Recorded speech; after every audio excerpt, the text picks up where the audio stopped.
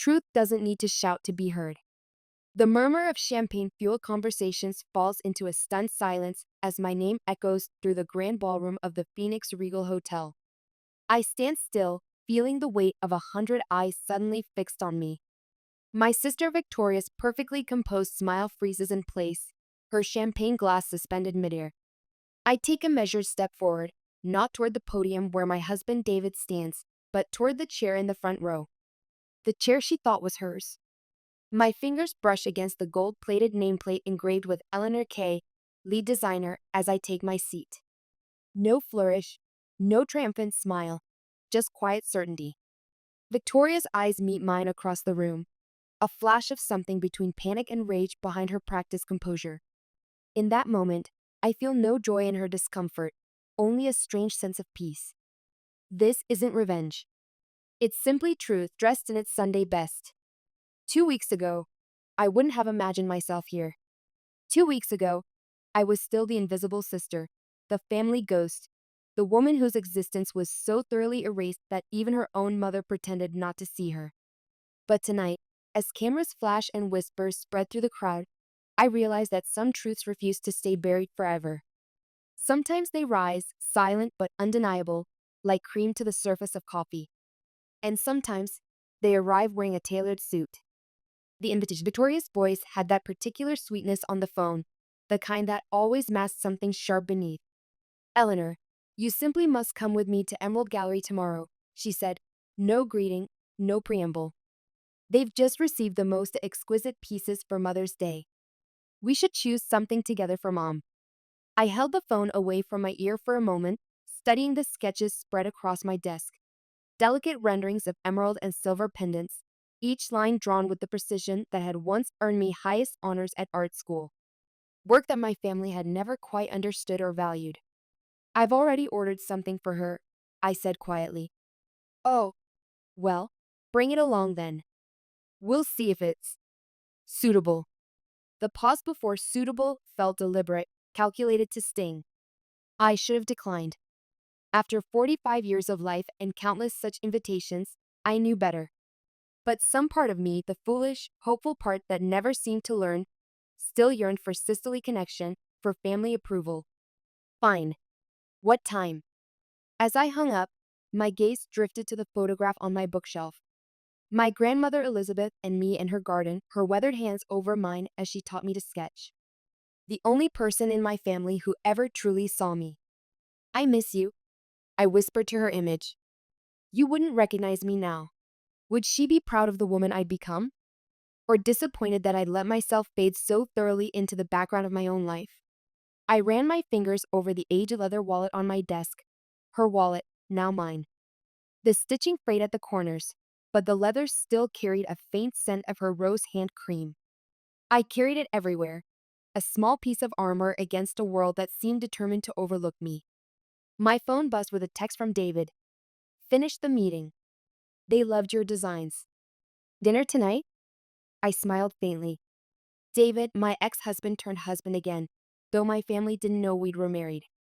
The man who'd seen my talent when everyone else looked past it, who'd helped build our design company from my sketches and his business acumen. We divorced once, years ago, when we were both too young to understand each other.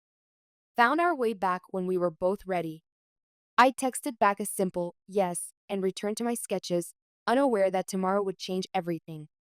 Emerald Gallery, Victoria's white BMW gleamed in the morning sun as she pulled up outside my condo. I wore simple black slacks and a cream blouse, nothing fancy, but clean and professional. The small velvet box containing the pendant I designed for our mother sat in my purse, nestled beside grandmother's wallet. Victoria glanced at my outfit with a quick, assessing look. "You could have dressed up a bit. It's Emerald Gallery, not Target." She herself wore a tailored red dress that probably cost more than my monthly rent, her blonde hair falling in perfect waves around her shoulders. At 47, she still maintained the cheerleader beauty that had made her the center of attention throughout our childhood. I remember when we were teenagers, how she'd borrow my sketches for art class, turning in my work as her own. When she received praise, she'd smile and never mention my name. Mom never questioned why Victoria's artistic talent appeared and disappeared so conveniently. The 10-minute drive to Scottsdale's luxury shopping district passed with Victoria talking constantly about herself, her latest promotion at the marketing firm, the charity gala she was organizing, the influential people she'd met. Not once did she ask about my work or my life. Emerald Gallery stood like a modern temple of luxury, all glass and polished stone, its emerald-colored sign catching the Arizona sunlight. Inside, the air felt different, cooler, perfumed with something expensive and subtle. Crystal chandeliers cast geometric patterns of light across display cases containing jewelry that gleamed against black velvet. I felt it immediately, the weight of not belonging. Women in designer clothes moved between displays, their heels clicking softly on marble floors. Sales associates watched them with practiced attentiveness, champagne flutes ready. Victoria walked ahead confidently, leaving me to follow in her wake. I clutched my grandmother's wallet a little tighter, feeling its worn leather against my palm. Victoria, how lovely to see you again, Mrs. Reynolds, the store manager, approached with a practiced smile. Her tailored suit and sleek silver hair gave her an air of calculated sophistication. Mrs. Reynolds, always a pleasure, Victoria beamed. I'm looking for something special for Mother's Day. Of course. We've just received a stunning collection of emerald pieces I'd be delighted to show you. Neither of them acknowledged my presence. I might as well have been a shadow. I drifted toward a nearby display case while they chatted, looking at the pendants inside. One caught my eye, a simple emerald drop surrounded by small diamonds, elegant without being ostentatious. That's quite nice, I murmured to myself. Oh, Eleanor always does this. Victoria's voice, pitched just loud enough for nearby customers to hear, cut through my thoughts. Pretends she knows about fine jewelry. It's adorable, really. I looked up to find Victoria and Mrs. Reynolds watching me with identical amused expressions. Two women at a nearby counter glanced over, one smiling politely, the other raising an eyebrow. I was just looking, I said quietly. Would you prefer to see something from our budget collection upstairs? Mrs. Reynolds asked, her tone dripping with condescension. Before I could answer, Victoria laughed lightly. Don't worry about her. She's not really shopping. Then, with a conspiratorial stage whisper, she's just here for the air conditioning. They both laughed as if sharing a private joke. Mrs. Reynolds turned back to Victoria. Would you like champagne while you browse our premium collection? I'd love some, Victoria replied, accepting a flute with a gracious smile. No one offered me anything. I stood there, invisible again, feeling heat rise to my face. But I didn't leave. Instead, I moved to another display case, examining the pieces with feigned interest. My eyes caught a pendant similar to the one I designed for Mom, similar, but lacking the subtle elements that made mine unique. I'd spent weeks perfecting the emerald setting for the pendant I'd ordered, drawing inspiration from the gardens my grandmother and I used to tend together. That's not bad, I said softly to myself. She always pretends she's one of us. Victoria's voice came from behind me, sharp and clear. It's kind of sad, actually. I turned to see her standing with Mrs. Reynolds and two other women, all four watching me with that particular blend of pity and amusement reserved for those deemed unworthy of genuine respect. In that moment, I felt 16 again, standing in the corner at Victoria's sweet 16 party, wearing a dress Mom had deemed good enough, while Victoria sparkled in custom-made satin. The same looks, the same whispers. Nothing had changed in 30 years. I should have walked out then. Instead, I straightened my shoulders and approached the counter. I'd like to see that emerald pendant, please, I said, pointing to the piece I'd been admiring. Mrs. Reynolds' smile tightened. I'm sorry, that one is reserved for a preferred client. It's fine, Victoria interjected. She's just playing pretend. You know how it is. The women around her nodded with understanding smiles. I placed my grandmother's wallet back in my purse, my fingers cold despite the warm room. I didn't argue, didn't create a scene. I simply turned and walked toward the exit, feeling Victoria's satisfied gaze on my back. As I passed the security camera near the door, I noticed its red light blinking steadily. The thought flashed through my mind that somewhere, this humiliation was being recorded. But I didn't know then how Victoria would use that footage, how much further the erasure would go. Outside, the Arizona sun hit me with physical force. I stood still for a moment, breathing in the dry heat, wondering how many more times I would allow myself to be diminished before there was nothing left of me at all. Grandma Elizabeth once told me that dignity isn't what others give you, it's what you refuse to let them take. When had I forgotten that? Margaret's house.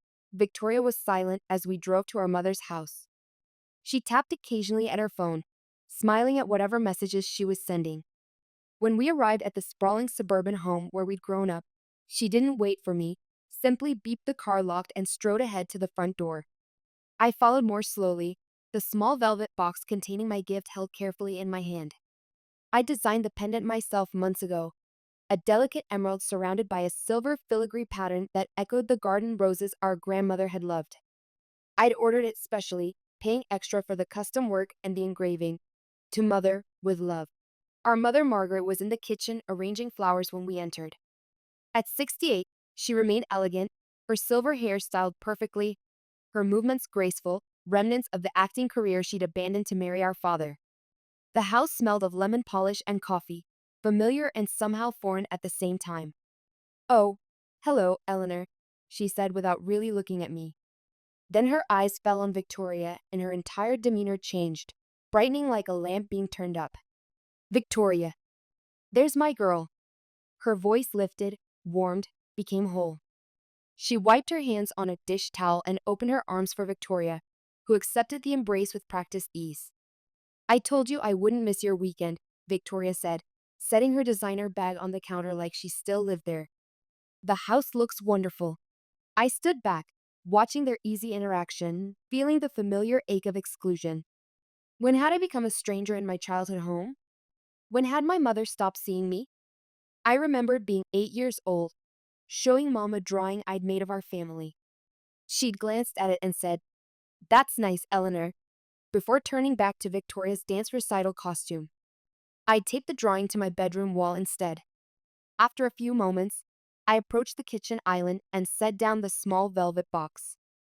"I brought something for you, Mom, for Mother's Day." Margaret turned toward the box with mild curiosity. She opened it, and her fingers brushed against the emerald pendant. For a fleeting moment, a genuine smile crossed her face. "Oh, Victoria, it's beautiful," she said, looking up at my sister. My heart stuttered. "Actually, Mom, I knew you'd love it," Victoria interrupted smoothly. "It reminded me of Grandma's garden." I stared at Victoria, waiting for her to correct our mother, to say, "Actually, Eleanor brought that." But she didn't. She just accepted the praise with a gracious smile, sipping from her iced tea with casual entitlement. I opened my mouth, closed it again. The words stuck in my throat like thorns. Later, I excused myself to the bathroom, needing a moment away from the performance in the kitchen. On my way back, I noticed the trash bin in the hallway, its lid slightly ajar. Something caught my eye, a crumpled piece of paper. I bent down and carefully pulled it out. It was my receipt for the pendant. My name had been crossed out forcefully, black ink slashing through Eleanor K. as if to erase my very existence. Written neatly above it, "Victoria K. This wasn't an accident or a misunderstanding. This was deliberate." My hands trembled as I folded the receipt and slipped it into my pocket. The heat of humiliation was replaced by something colder, sharper. This wasn't just Victoria taking credit. She had actively stolen my gift, erased my name. I returned to the kitchen where Margaret was admiring the pendant, now hanging from a small display stand she'd placed on the counter. "Mom," I said, my voice quiet but firm, "I bought that pendant for you. I designed it." Margaret didn't look at me. "Don't be silly, Eleanor. Victoria gave it to me." "No, she didn't." "I did. I ordered it weeks ago. I have the receipt."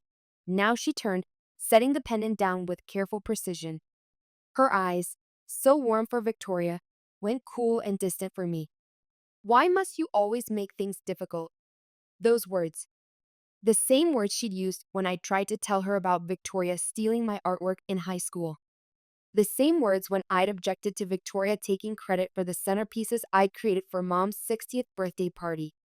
Always the same dismissal. I stared at her, really looked at the woman who had given birth to me but never seemed to see me.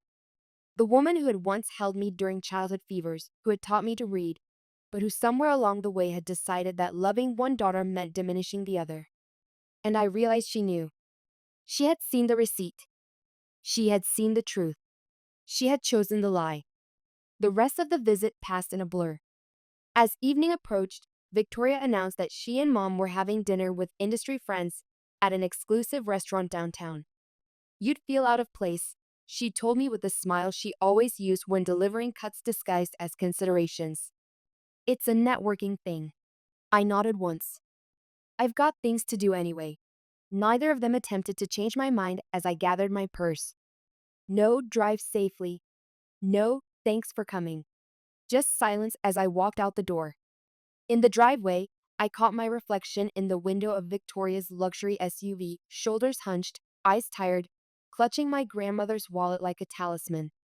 When had I become this diminished version of myself? Even my mother looked me in the eye and chose the lie over the truth I represented. The drive home was silent except for the rush of air through my open windows. The streets of Scottsdale glowed golden in the late afternoon sun, but inside me, everything felt cold and hollow. Not pain anymore. Just the dull ache of familiarity. One more erasure in a lifetime of disappearing. The revelation. My phone woke me the next morning, vibrating insistently beside my bed. 19 notifications, all from the family group chat. For a moment, my heart raced. Had something happened? An accident? A health emergency? But it was worse. The first message was a video clip. When I tapped it, my stomach dropped. There I was in Emerald Gallery, standing at the counter, asking to see the pendant. Then Mrs. Reynolds' dismissive response. Victorious laughter. My quiet retreat. Someone had taken footage from the security camera, filmed it with a phone, most likely, and shared it with the family. Below the video, a laughing emoji from my mother. Then comments. Still shopping like a princess on a peasant budget. Sophia, Victoria's friend. Some people never learn their place. Cousin Janet. So painfully awkward to watch. Aunt Claire. No one defended me. Not one person in my extended family said a word in my favor. I closed the chat and sat still, my breath shallow. Before I could process it, another notification appeared. A new post in Victoria's Instagram stories.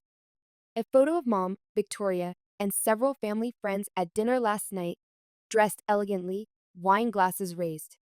The caption read, "Family dinner with those who truly matter." Was at family first. I wasn't just excluded. I was being actively erased. With shaking hands, I opened my laptop and went to Victoria's social media profiles. Post after post of family events where I had been present but was nowhere to be seen in the photos. Birthday celebrations where I'd brought gifts but appeared in no pictures. Holiday gatherings where I'd cooked dishes but received no acknowledgement. I scrolled back further to last year's family reunion. I had been there. I remembered taking several of the group photos. But in the posted versions, I was absent, either cropped out or missing entirely, as if someone had carefully edited me from the family record. It wasn't random. It was methodical. How long had this been happening? How thoroughly had I been removed from the family narrative? I closed the laptop and walked to my bedroom, opening the bottom drawer of my dresser. Beneath a folded sweater lay a framed photograph. Me and Grandma Elizabeth in her garden, her hand over mine as she taught me to sketch a rose. The sun caught in her silver hair, and her eyes, the same shape as mine, crinkled with laughter. I held the photo to my chest. "You saw me," I whispered, even when no one else did. My phone buzzed again. Not the family chat this time, but a number I didn't immediately recognize. A text message. "Saw that video. Are you okay?" Then another message. "It's David.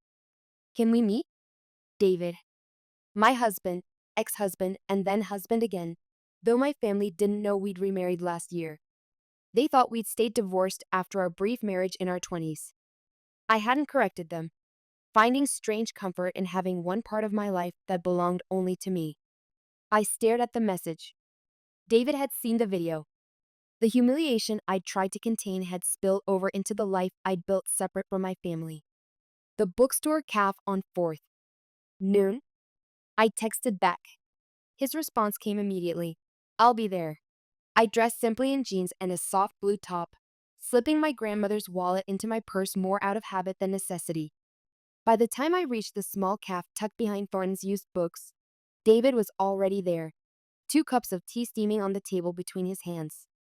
At 45, David had grown more handsome with age, his face showing the character that comes from living with purpose.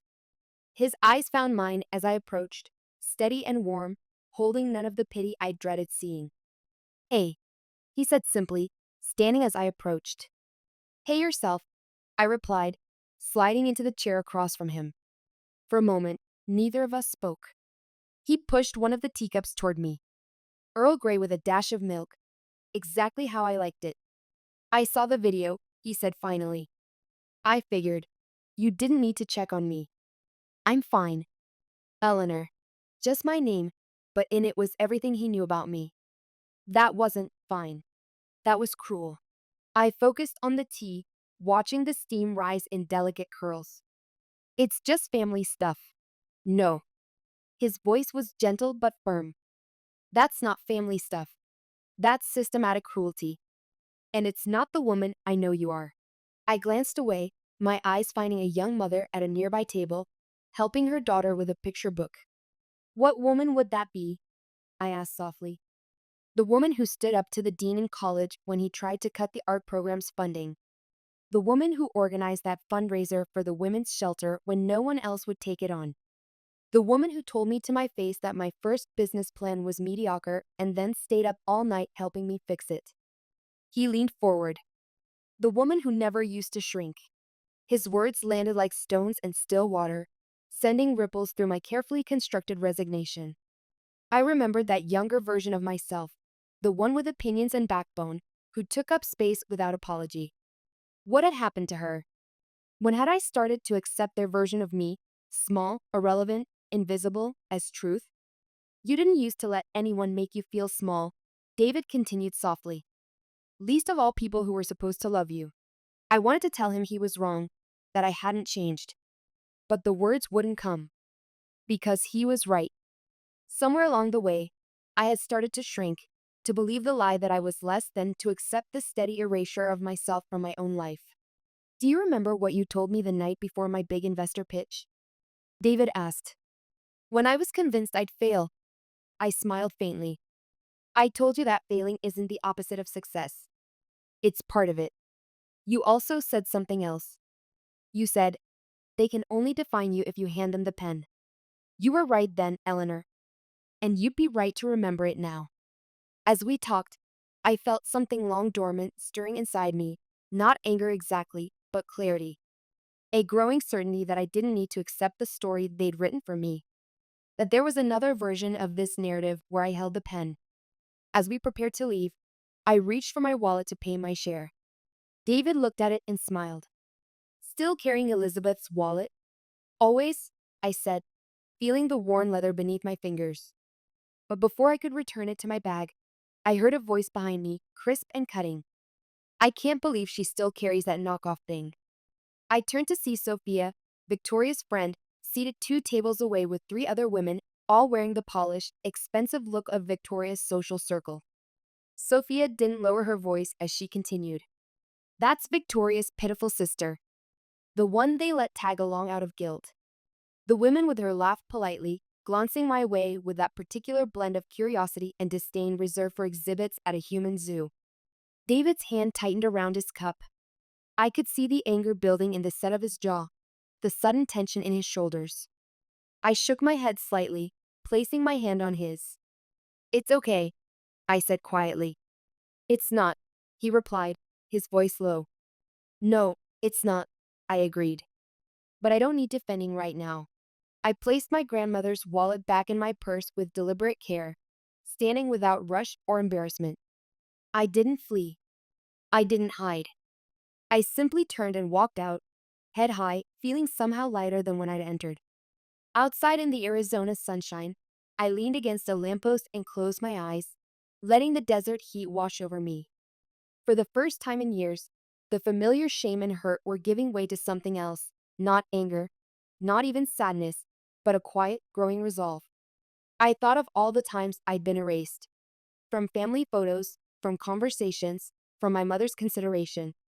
The methodical way Victoria had constructed a narrative where I barely existed.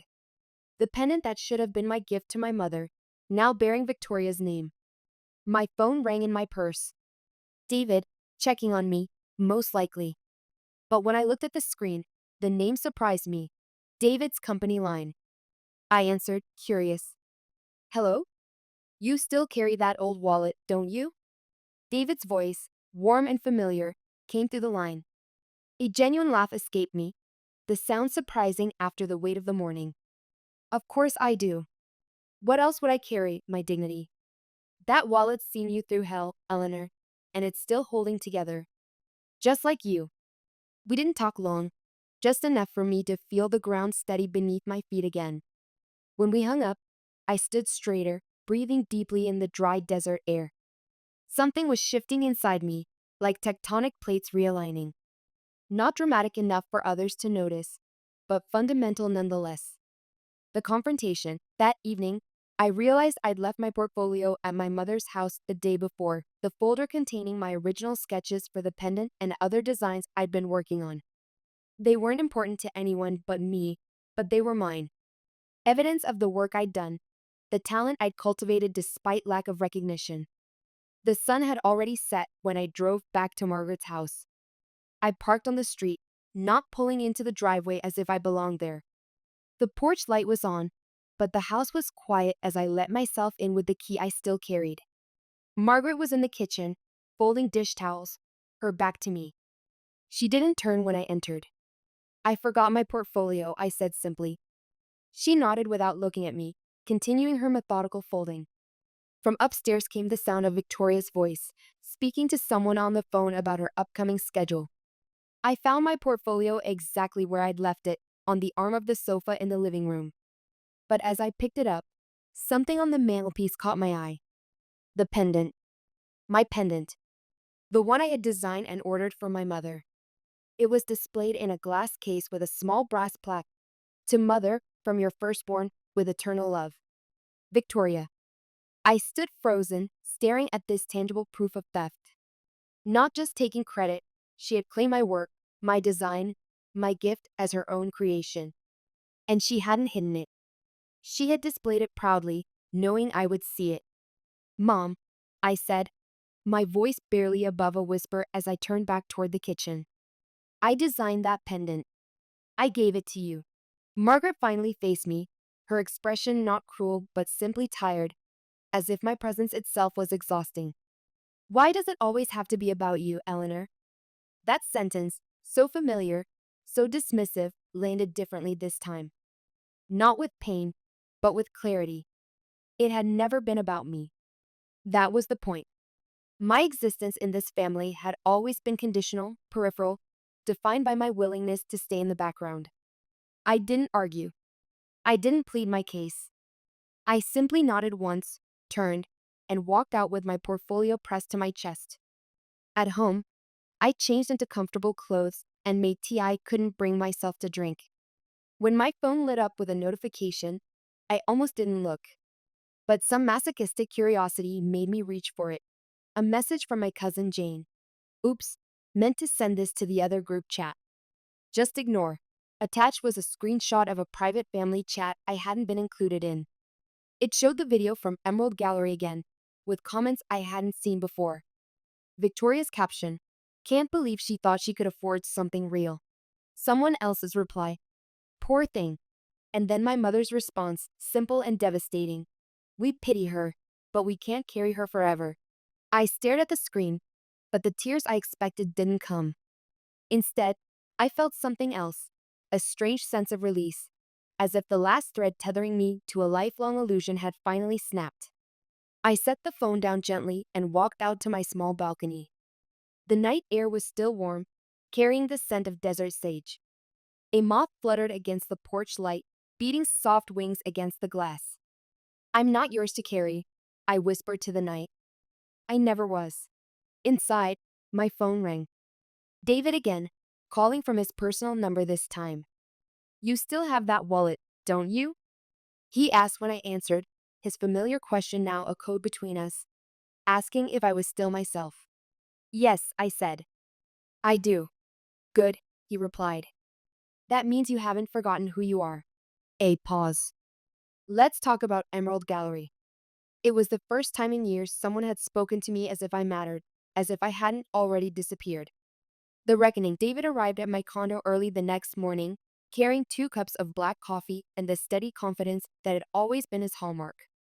We sat at my small kitchen table, the same one where I'd drawn countless designs over the years, including the pendant that now bore Victoria's name.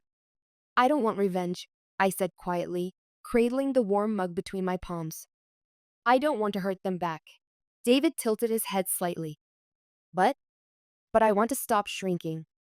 As silence settled between us, not uncomfortable, just thoughtful. David nodded. So what do you want to do? I want to go back to Emerald Gallery. I want to tell them who I really am. I'll go with you, he offered immediately. I shook my head. No, I need to walk in alone.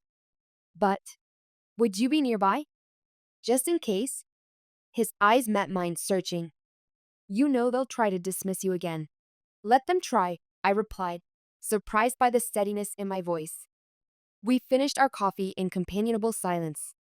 No grand speeches, no detailed strategies. Just two people who knew each other well enough to understand that some battles need to be fought alone, even with someone standing by. 2 hours later, I stood in front of Emerald Gallery's gleaming glass doors. I wore simple clothes, clean jeans, a black blouse, low heels. My grandmother's wallet sat in my purse, not because I needed it, but because it reminded me of who I was and where I came from. I caught my reflection in the polished glass. No makeup, no artifice, just me. For a moment, I saw my grandmother's eyes looking back at me from my own face, steady and knowing. Remember who you are, she used to tell me, not who they tell you to be. Inside, the air conditioning hit me like a physical wall. The familiar scent of expensive perfume and polished wood wrapped around me. Mrs. Reynolds looked up from behind the counter, her expression shifting from professional welcome to recognition to wariness in the span of seconds. Can I help you? She asked, her voice carefully neutral.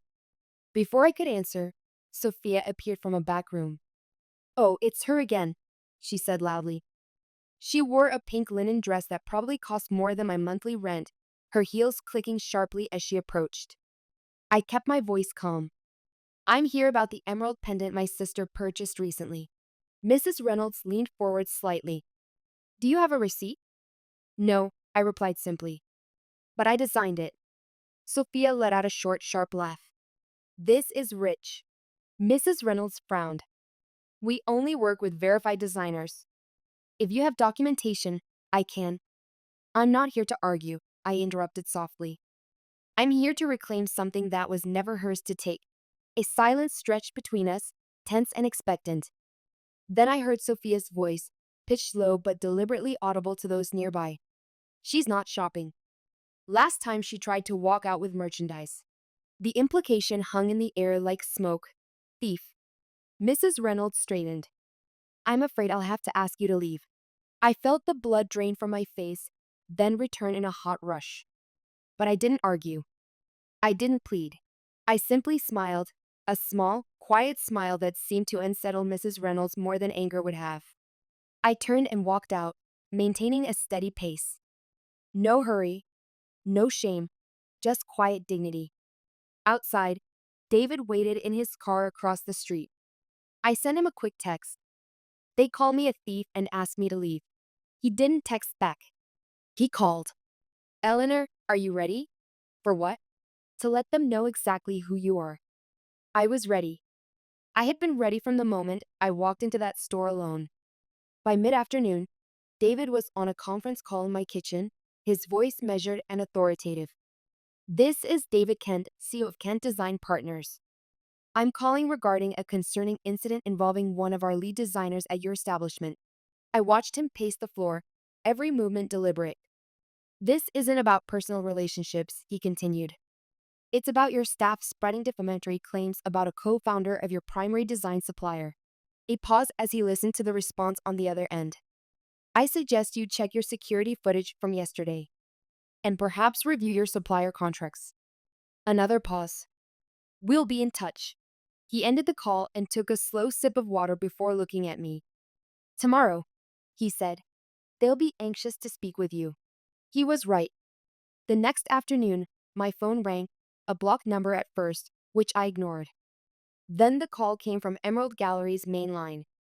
I answered, saying nothing, just waiting. Ms. K? Mrs. Reynolds' voice came through, carefully polished, but with an undercurrent of anxiety. We'd like to apologize for the misunderstanding yesterday. There seems to have been some confusion. Would you be willing to come in tomorrow to discuss the situation? I didn't respond immediately, letting the silence stretch between us. You're welcome to visit at your convenience, she added hastily. 3 o'clock, I said finally, and hung up without waiting for a response. The return. The next day, I approached Emerald Gallery again, but this time I wasn't alone. David walked slightly behind me, dressed in a simple but impeccably tailored charcoal suit. We had planned this carefully. I would lead, he would follow. This was my moment to reclaim, not his to rescue. Inside, the store felt different. Perhaps it was my perspective that had changed, or perhaps it was the way every employee seemed to freeze when we entered. Mrs. Reynolds spotted us immediately, her practiced smile flickering as she approached. Ms. K, she said, her tone carefully respectful. Thank you for coming. There seems to have been a misunderstanding. I didn't smile back. No, I said calmly, placing my portfolio on the glass counter. There's been clarity. You just didn't expect me to have evidence. I opened the portfolio, revealing my original sketches of the emerald pendant, dated, signed, and annotated with technical specifications. The design process documented in my precise handwriting, from initial concept to final rendering. A photograph of me holding the resin model during development. Fabric swatches. Material notes. Irrefutable proof of creation. Mrs. Reynolds' eyes widened as she looked through the pages. For the first time, her composure slipped.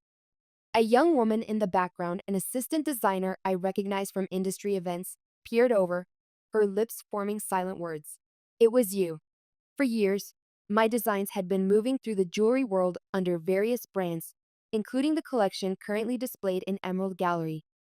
I had been the ghost artist behind some of their best-selling pieces, my name hidden behind corporate identities and marketing campaigns. As if on cue, Sophia walked in, stopping short when she saw us. Oh, she said, drawing out the word. Bringing the ex-husband for backup now? David turned to her, his expression unreadable. Interesting that you remember our past relationship, he said calmly, but seemed to have forgotten that I now own the design firm that creates half the pieces in this store. The color drained from Sophia's face. Her jaw tightened. Mrs. Reynolds glanced between us like a cornered animal, uncertain which way to turn. David looked at me then, nodded at them, and spoke words I hadn't known I needed to hear. Remember when we were just starting out? He asked, his eyes holding mine. When you'd stay up all night sketching, and I'd be running numbers, trying to figure out how to turn your designs into a business. Everyone thought we were crazy. I nodded, feeling a lump form in my throat.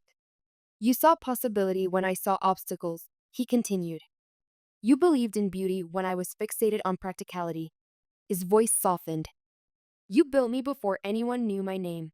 No one spoke. Even Sophia stood silent, her usual sharp comments stilled. I turned back to Mrs. Reynolds. I don't want your apology, I said quietly. I want the truth acknowledged. I closed my portfolio and returned it to my bag. Going forward, you'll speak only when you're certain who's listening. Mrs. Reynolds nodded, her gaze lowered. I turned and walked out, not rushing, not dramatic, just purposeful. David followed, matching my pace. Outside in the warm afternoon light, I took a deep breath. For the first time in years, I felt fully present in my own skin. The weight of invisibility lifted. They mock my name behind glass doors, I said softly. Tomorrow, they'll see it etched where they can't ignore it. The showcase, Friday evening arrived with a sense of inevitability. Downtown Phoenix gleamed in the fading sunlight, the glass towers reflecting orange and gold against the darkening sky. Inside the grand ballroom of the Phoenix Regal Hotel, the annual Emerald Gallery Showcase was underway, a prestigious event where their latest collection was unveiled to industry insiders, media, and high-end clients. Victoria stood near the stage, radiant in a designer gown, surrounded by photographers and admirers. Her voice carried across the room, confident and practiced as she pointed out various pieces she claimed to have inspired. Words like vision and legacy floated around her like perfectly trained butterflies.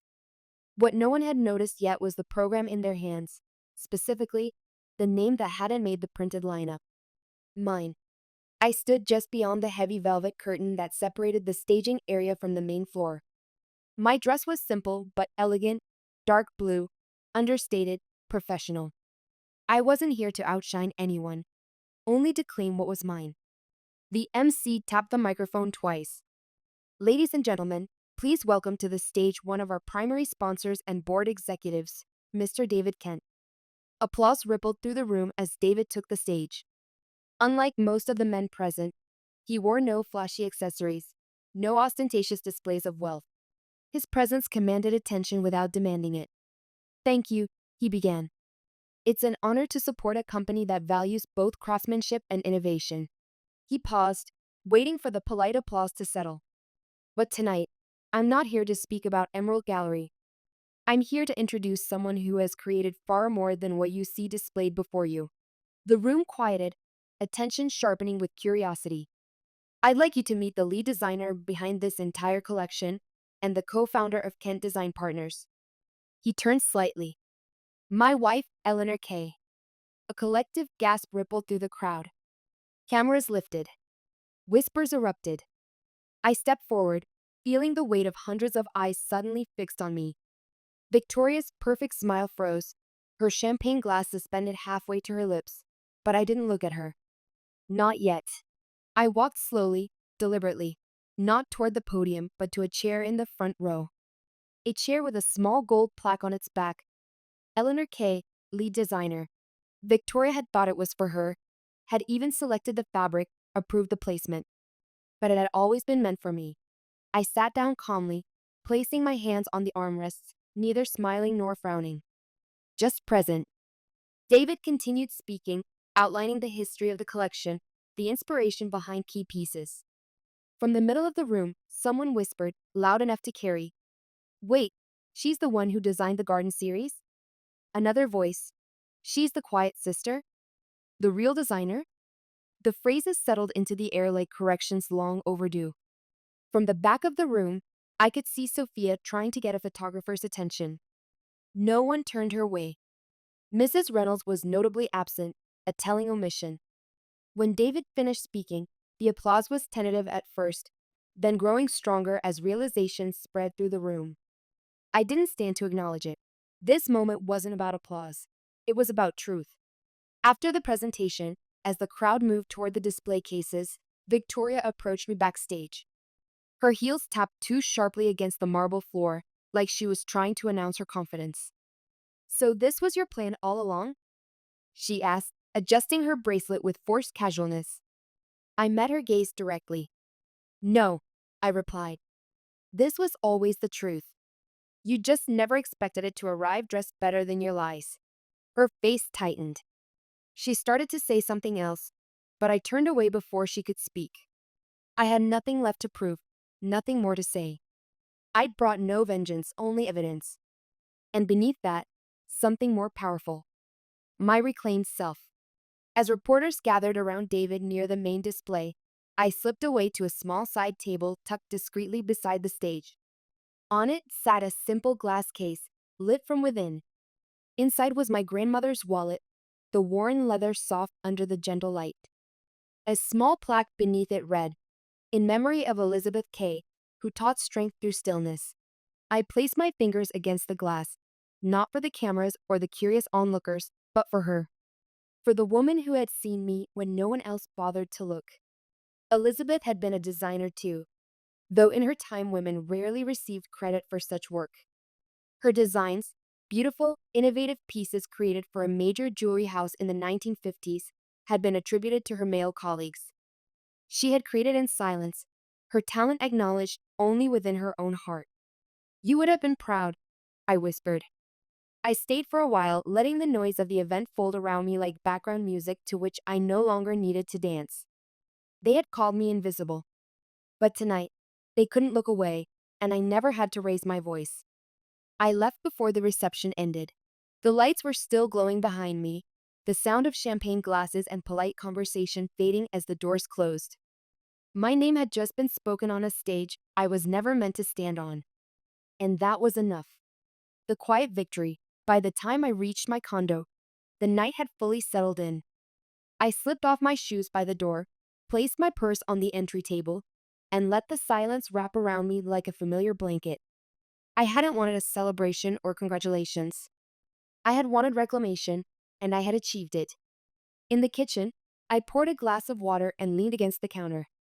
The only sound was the soft hum of the refrigerator. The adrenaline of the evening had faded, leaving behind something steadier, more permanent, a sense that the ground beneath my feet had finally stopped shifting. My phone buzzed. "Victoria." I hesitated before opening the message. "You embarrassed the whole family. Hope it was worth it." No greeting, no signature, just accusation. As if I had done something to them, rather than simply claiming what was mine. I didn't respond. Instead, I opened a voicemail I had saved for years but rarely listened to. My grandmother's voice, raspy with age but still strong, filled the quiet kitchen. "You don't need to shout to be heard, Eleanor. Let them talk. You just keep showing up. Your truth will speak for itself eventually." She had left this message during a family argument years ago, one of many times when my voice had been dismissed, my perspective overlooked. I had buried it then, trying to be the peacemaker, the one who caused no waves. Now I let her words wash over me like a blessing. No tears, just acceptance. The kind that comes from knowing you never really lost yourself. You just misplaced your voice for a while. The next morning, I woke early and walked the 4 blocks to the cafe where Sophia had humiliated me just days before. The same cafe where the word knockoff had stung more than I'd expected. This time, no one looked up when I entered. No whispers, no stares. But at a corner table sat the young designer from Emerald Gallery, the one who had recognized my work. She caught my eye and mouthed 2 words. "Thank you." I nodded back, not for validation, but for acknowledgement of what came next, the continuation of creating, of designing, of being. That night, I took out a keepsake box from my closet shelf. Inside was the original leather wallet my grandmother had given me, worn and creased from years of use. I didn't display it or photograph it for social media. I simply held it, feeling the connection across generations, from Elizabeth to me, a lineage of women who created beauty even when no one was watching. Then I placed it gently back in the box and turned to my sketchbook. A blank page waited, a pencil beside it. My fingers moved before my thoughts could follow, lines flowing like quiet breath across the paper. I wasn't designing to prove anything now. I was designing because I could, because I wanted to, because the joy of creation belonged to me regardless of who saw it or praised it. Because no one else would hold the pen this time. They never saw me coming. Because I never needed to arrive with noise. Epilogue. 3 months after the showcase, my name appeared on the official designer list for one of the country's most prestigious jewelry collections. The emerald pendant, my design, now properly attributed, became the centerpiece of their spring catalog. Victoria still didn't speak to me directly, though I occasionally received terse family updates through my cousin Jane. Margaret sent a card for my birthday with a gift certificate to a department store, impersonal, but an acknowledgement of sorts. David and I expanded our design studio, taking on young artists and mentoring them the way I wish someone had mentored me years ago. I made sure they all received proper credit for their work, their names clearly displayed alongside their creations. I still carried my grandmother's wallet, not as armor now, but as connection, a thread linking me to the woman who had seen my true self before I fully recognized it myself. And when the junior designer from Emerald Gallery approached me about a position at our studio, I hired her immediately. Her first design under her own name sold within a week. Some evenings, when the studio was quiet and the Arizona sun was setting, I would sit alone with my sketchbook, drawing not for clients or catalogs, but for the pure joy of creation. In those moments, I sometimes felt my grandmother's presence, her hands guiding mine across the paper. You found your voice, she would have said, not by shouting, not by demanding attention, but by simply refusing to remain invisible any longer. Truth, I had learned, doesn't need to be loud to be powerful. It just needs to be spoken.